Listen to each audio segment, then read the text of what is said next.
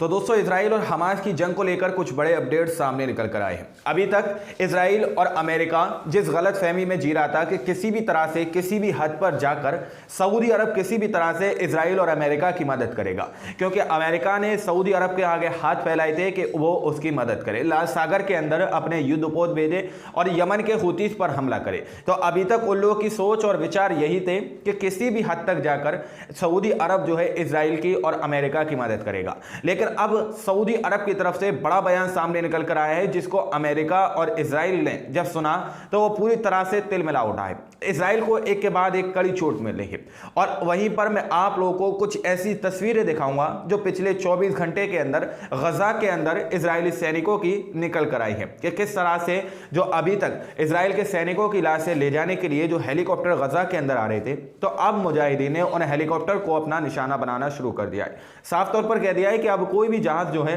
गजा के अंदर से सही सलामत वापस लौटकर नहीं जाएगा, क्योंकि वहां पर गजा के अंदर हमास के लड़ाके और अल-क़स्साम ब्रिगेड के जो लड़ाके हैं इजराइल की सेना को जो ढेर कर रहे हैं, तो उनकी लाशों को, उनकी बॉडीज को लेने के लिए इजराइल के जहाज आते थे और उन बॉडीज को लेकर चले जाते थे। तो अब साफ तौर पर उन्होंने कह दिया है कि अब कोई भी बॉडी यहां से नहीं जाएगी और कोई भी जहाज जो है गजा से सही सलामत बाहर नहीं निकल कर आएगा। वहीं पर दोस्तों, ईरान और रूस में एक सहमति हुई है। ईरान और रूस ने हाथ मिलाया है। उन्होंने साफ तौर पर अमेरिका की मुद्रा का, अमेरिका के डॉलर का बायकॉट किया है, अमेरिका की करेंसी का पूरी तरह से बायकॉट किया है। साफ तौर पर ईरान और रूस अमेरिकी डॉलर के बजाय स्थानीय मुद्रा में व्यापार करने पर सहमत हुए हैं कि अब अमेरिका के डॉलर पर किसी भी तरह का व्यापार नहीं किया जाएगा। जो स्थानीय मुद्रा है ईरान की और रूस की, उसी मुद्रा पर पूरी तरह से व्यापार होगा और पूरी तरह से अमेरिका के डॉलर पर प्रतिबंध लगा दिया गया है, रसिया के अंदर और ईरान के अंदर। तो इसके साथ साथ इजराइल के साथ साथ अमेरिका भी अब पिसना शुरू हो चुका है। अमेरिका की भी लंका लगना जो है शुरू हो चुकी है, अमेरिका को भी लपेटे में लिया जाने लगा है, क्योंकि रूस और यूक्रेन के अंदर भी अमेरिका ने ही सारा गोला बारूद जो है दिया था। तो अब रशिया ने साफ तौर पर, यानी कि रूस ने, ये बात पूरी दोनों की सहमति हो चुकी है कि अब अमेरिका के डॉलर पर किसी भी तरह का व्यापार नहीं किया जाएगा, स्थानीय मुद्रा पर व्यापार होगा, डॉलर का बाइकाट कर दिया गया है। वहीं पर दोस्तों, अब हम नजर डालते हैं कि पिछले 24 घंटे के अंदर कताइबुल क़स्साम ने किस तरह से गजा के अंदर इजरायली सैनिकों को ढेर किया है, इजरायली सैनिकों को मार गिराया है। क्योंकि इजराइल की मीडिया ये सारी खबरें छुपा लेती है, तो गजा के अंदर की मीडिया ये सारी खबरें बताने में पूरी तरह से कामयाब हो रही है। पूरी दुनिया को ये सारी तस्वीरें सामने निकल के आ रही है कि इजराइल के सैनिक किस तरह से गजा के अंदर अपना दम तोड़ती हुई नजर आ रही है, किस तरह से उसके जहाजों को अपना निशाना बनाया जा रहा है। लेकिन इजराइल का नेतन्याहू और इजराइल की मीडिया ये खबरें छुपाने में पूरी तरह से संभव नहीं हो पा रही है, किसी भी तरह से कामयाब नहीं हो पा रही है। गजा के अंदर के जो रिपोर्टर हैं पूरी तरह से ये सारी खबरें सोशल मीडिया के माध्यम से पूरी दुनिया के सामने रख देते हैं। तो आप लोग देखिए, पिछले 24 घंटे के अंदर की रिपोर्ट है कि इजराइल को कितना भारी नुकसान हुआ है। गजा कताइबुल क़स्साम मुजाहिदीन ने इजरायली फौज के 2 जंगी हेलीकॉप्टर मार गिराए हैं। 2 जंगे हेलीकॉप्टर मार गिराए हैं। वो जो हमला कर रहे थे गजा के अंदर कताइबुल क़स्साम ब्रिगेड पर या फिर हमास के लड़ाकों पर, जो जंगी हेलीकॉप्टर आसमान से हमला कर रहे थे, उन 2 जहाज़ों को कताइबुल क़स्साम के संगठन ने मार गिराया है पिछले 24 घंटे के अंदर। एक जंग बैली गजा शहर के अल फतवा फतावी इलाके में गिराया गया, जबकि दूसरा मासकर जबालिया में गिराया गया। दोनों हेलीकॉप्टर को साम 18 नामी रूसी साख्ता मिसाइलों से निशाना बनाया गया। जो मिसाइल से हेलीकॉप्टरों को गिराया गया उनका नाम है साम 18, नाम जो है रूसी साख्ता मिसाइलों से निशाना बनाया गया। इसका मतलब है अब मुजाहिदीन ने जंग में इजरायली जहाज़ों को भी गिराना शुरू कर दिया है। उन हथियारों का इस्तेमाल शुरू हो चुका है जो इजराइल के लिए सरप्राइज के तौर पर रखे गए थे। जो हथियार गजा के अंदर के लड़ाके अभी तक यूज़ नहीं कर रही थी, उन हथियार को उठाकर रख दिया गया था कि वक्त आने पर इजराइल पर जो है उन हथियारों को चलाया जाएगा। लेकिन अब सरप्राइज के तौर पर जो हथियार रखे गए थे, अब उन हथियारों को उठाने का काम गजा के मुजाहिदों ने कर दिया है। आज उनका रवैयों से पता चलता है कि गजा मुजाहिदीन के पास रूसी, चीनी, शिमाली कोरिया के हथियारों का एक बड़ा ज़ख़ीरा मौजूद है। जिस तरह से मीडिया चीख चीख कर ये बात कह रही थी कि चीनी मिसाइलें जो हैं वहाँ पर हैं, गजा के अंदर मौजूद हैं, लेकिन कोई भी क्लू, कोई भी सबूत अभी तक नहीं मिला था। लेकिन रिपोर्ट के अंदर ये दावा किया जा रहा है कि आज के रवैयों से ये पता चलता है कि गजा मुजाहिदीन के पास रूसी, चीनी, शिमाली कोरिया के हथियारों का एक बहुत बड़ा ज़ख़ीरा, एक बहुत बड़ा उनके पास खान छुपी हुई है उन हथियारों की।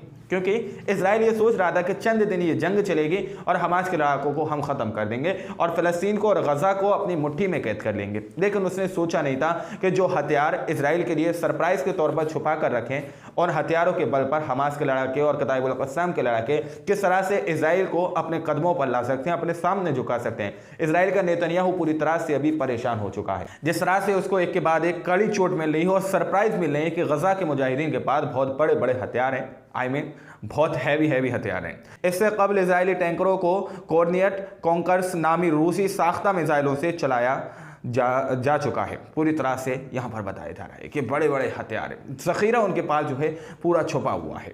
उनके पास ऐसे हथियार हैं जो इजराइल के पास भी नहीं हो सकते।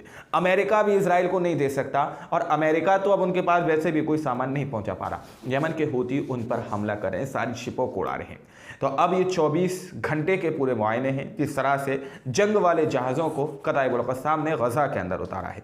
वहीं पर दोस्तों जिस तरह से इजराइल ने सीरिया के दमिश्क में हमला किया, IRGC के एक वरिष्ठ कमांडर मारे गए हैं। तो अब उनकी तरफ से ईरान के IRGC अधिकारी की तरफ से बड़ा बयान दे दिया गया है कि अगर इजराइल ने दोबारा से इस तरह से बेवकूफ़ाना हरकत की, किसी भी तरह से उसने ईरान के अंदर हमला करने की कोशिश की, आप लोग रिपोर्ट देखिए, उसमें पूरी तरह से क्लियर वर्ड में लिखा गया है अगर इजराइल ने ईरानी धरती पर हमला किया तो तेल अवीव नक्शे से मिट जाएगा। अगर इजराइल किसी भी तरह से अपनी बेवकूफ़ाना हरकत करता है कि वो किसी भी तरह से इजराइल जो है ईरान की धरती पर हमला करेगा, किसी भी कोने में कहीं भी अगर वो हमला करता है तो इजराइल के तेल अवीव को पूरी तरह से नक्शे से मिटा दिया जाएगा। और ये इजराइल की सबसे बड़ी गलती होगी जो वो ईरान पर हमला करेगा। इसके बाद से वो सर पकड़कर बैठ जाएगा कि आखिर मैंने ये क्यों किया। इस तरह का जो है बयान इस ईरानी अधिकारी की तरफ से, IRGC की तरफ से बयान दे दिया गया है कि तेल अवीव को नक्शे से मिटा दिया जाएगा। और इजराइल इस बात को नहीं समझ पा रहा कि बार बार उसको समझाया जा रहा है जिस तरह से उसने सीरिया के दमिश्क में हमला किया, चारों तरफ से वो पड़ी लकड़ी लेने का काम कर रहा है। तो IRGC की तरफ से बड़ा बयान दे दिया गया है कि अब जो है अगर उसने किसी भी तरह की गलती करता है वो, तो फिर उसके तेल अवीव को पूरी तरह से सफ़ाई हस्ती से यानी कि नक्शे से मिटा दिया जाएगा और पूरी दुनिया ये भूलने पर मजबूर हो जाएगी कि इजराइल के पास किसी भी तरह का कोई तेल अवीव था। इस तरह की चेतावनी खुले लफ्ज़ों में दे दी गई है। वहीं पर सऊदी अरब के क्राउन प्रिंस की तरफ से बड़ा बयान सामने निकल कर आए। जैसा कि मैंने आप लोगों को स्टार्टिंग में बताया कि इजराइल और अमेरिका ये सोच रहे थे कि किसी भी तरह से किसी भी हद पर जाकर अमेरिका और इजराइल इनकी मदद कर सकता है, किसी भी तरह से खुल्लम खुल्ला या छुप कर जो है इजराइल की या फिर अमेरिका की ये मदद करेगा, किसी भी तरह से यमन के हूतीस पर हमला करने के लिए इनके संग खड़ा होगा। लेकिन अब उसने रुख पलट दिया है, उसने अपना जो है इजराइल को और अमेरिका को अपनी पीठ दिखा दी है, क्योंकि उन्होंने जो बात कही है उसको देखने के बाद इजराइल और अमेरिका पूरी तरह से तिलमिला उठे हैं। उन्होंने फ़लस्तीन और गजा के लिए आवाज उठाने की बात कही है। सऊदी अरब के प्रिंस क्राउन प्रिंस ने क्या कहा है आप लोग स्क्रीन पर देख सकते हैं। हम गजा को लेकर अंतर्राष्ट्रीय समुदाय पर दबाव बनाने के लिए अरब और इस्लामिक जगत में एक आंदोलन खड़ा करने की कोशिश कर रहे हैं।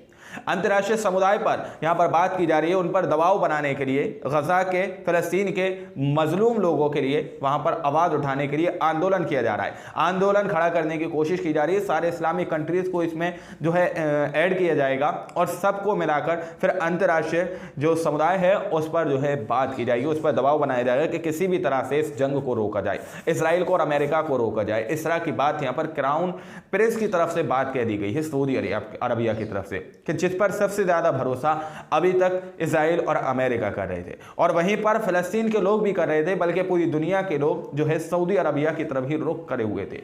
लेकिन इन लोगों ने कोई तो कदम नहीं उठाया। जब इसराइल और अमेरिका को एक के बाद एक बड़ी चोट मिलने लगी तो अब सऊदी अरबिया भी बीच में कूद चुका है और वो भी ये कहने पर मजबूर हो गया कि अब हम गजा के लिए आवाज उठाएंगे, अब हम जो है फिलिस्तीनियों के लिए आवाज उठाएंगे और अंतर्राष्ट्रीय समुदाय पर दबाव बनाने के लिए अरब और इस्लामिक जगत एक आंदोलन खड़ा करने की कोशिश कर रहे हैं। हम सारी कंट्रीज को इकट्ठा करके अंतर्राष्ट्रीय समुदाय पर दबाव बनाने के लिए एक आंदोलन खड़ा करने की कोशिश कर रहे हैं। उस पर दबाव बनाया जाएगा कि किसी भी तरह से इसराइल का जो हमला जो गजा में हो रहा है उसको रोका जाए, क्योंकि अब इन बयानों से साफ तौर पर यह क्लियर हो जाता है कि इसराइल अब पूरी तरह से हार की कगार पर पहुंच चुका है। अमेरिका भी चाहकर इसराइल को नहीं बचा पा रहा है, अमेरिका चाहकर भी इसराइल की मदद नहीं कर पा रहा है। तो अब ये सारी रिपोर्टें जब सामने निकल कर आने लगी तो क्राउन प्रिंस ने फौरन गुलाटी मारी और साफ तौर पर इसराइल के खिलाफ और अमेरिका के खिलाफ अंतर्राष्ट्रीय समुदाय पर दबाव बनाने की यहाँ पर बात की जा रही है कि हम गजा के लिए सारे इस्लामिक जगत को लेकर एक आंदोलन खड़ा करने की कोशिश कर रहे हैं। अब आप लोग अपनी राय कमेंट सेक्शन में ज़रूर दीजिएगा कि जिस तरह से अब एंड टाइम में क्राउन प्रिंस जो उठकर आए हैं कि जब से ये सो रहे थे, क्या इनको पता नहीं था कि गज़ा के अंदर कई हज़ार की तादाद में बेकसूर और मासूम मजलूम मारे जा चुके हैं। तब से इनको ये नहीं पता था कि किस तरह से इजराइल नरसंहार कर रहा है, क्या तब से ये इस तरह का आंदोलन खड़ा नहीं कर सकते थे। तो आप लोग की राय हमारे लिए बहुत ज़्यादा महत्व होती है, तो आप लोग अपनी राय कमेंट सेक्शन में ज़रूर दीजिएगा। मिलते हैं अगली वीडियो में, जब तक के लिए अपना ख्याल रखिएगा।